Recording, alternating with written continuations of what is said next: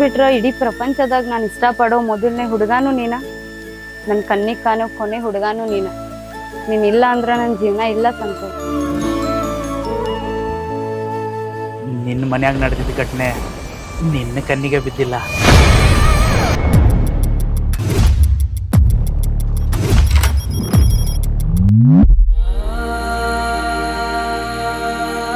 ಅದಕ್ಕೆ ಹೇಳೋದು, ಯಾರ ಮನ್ಸೊಳಗ ಯಾರದಾರ ತಿಳ್ಕೊಂಡು ಲವ್ ಮಾಡ್ಬೇಕು.